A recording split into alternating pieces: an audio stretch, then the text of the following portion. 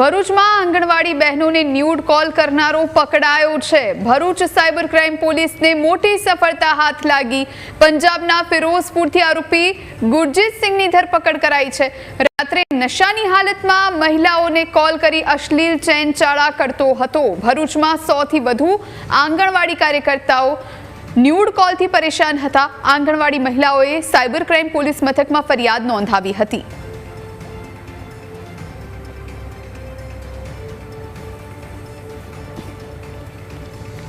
પંજાબના ફિરોઝપુર જિલ્લામાંથી ના એક ગામમાંથી ગુરજીત સિંહ, મેહિલ સિંહ, રાયસિંગ નામનો વ્યક્તિ આ રીતે મહિલાઓને વિડીયો કોલથી કોલ કરીને અશ્લીલ હરકતો હોવાનું તપાસ દરમિયાન જણાઈ આવતા આ આરોપીને ગઈકાલે ગુનાના કામે ધરપકડ કરવામાં આવેલી છે। આરોપી કોઈ નશો કરતો હોવાની તપાસ દરમિયાન જણાઈ આવેલું છે અને પર્ટિક્યુલર ભરૂચ જિલ્લાની જે આ મહિલાઓ કે જે આંગણવાડી સાથે સંકળાયેલી છે એમને કઈ રીતે કોલ કરતો, એમના નંબરો ક્યાંથી મેળવતો એ દિશામાં એને પૂછપરછ કરતા આ એક નંબર ઉપર ફોન કરેલો એને અને ત્યારબાદ એના પાછળના જે સિરીઝમાં જે નંબરો આવતા એ જ નંબર ઉપર આ કોલ કરતા આ મહિલાઓને કોલ ગયેલા।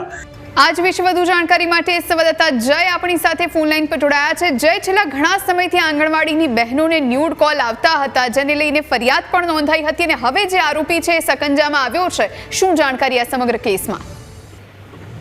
જો ભરૂચ જિલ્લામાં જે આંગણવાડી કાર્યકરો ફરજ બજાવે છે તેમને સરકારી નંબર પર ન્યૂડ વિડીયો કોલ આવતા હતા અને જે માનસિક વિકૃત વ્યક્તિ દ્વારા અશ્લીલ ચેનચાળા કરવામાં આવતા હતા।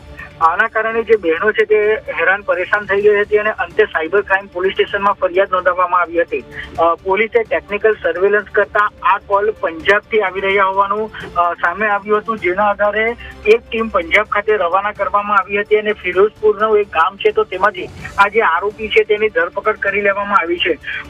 પોલીસની તપાસમાં બહાર આવ્યું છે કે આરોપી નશાની હાલતમાં રેન્ડમ નંબરના આધારે કોલ કરતો હતો અને ન્યૂડ વિડીયો કોલ દ્વારા હેરાનગતિ કરતો હતો। એક નંબર પર કોલ કર્યા બાદ તેના પાછળના ડિજિટ બદલી અને વારંવાર કોલ કરી અને હેરાનગતિ કરતો હોવાનું બહાર આવ્યું છે। આરોપીનો અન્ય કોઈ ઉદ્દેશ્ય હતો કે કેમ તે સહિતની વિગતો મેળવવા હાલ પોલીસે આરોપીના રિમાન્ડ મેળવી તપાસનો ધમધમાટ શરૂ કર્યો છે, પરંતુ ચોક્કસ જ આરોપીની ધરપકડ થતા જે આંગણવાડી કાર્યકરો છે તેમણે રાહતનો શ્વાસ લીધો છે। જી જોઈએ। બિલકુલ જય, આભાર આપનો જાણકારી આપવા માટે।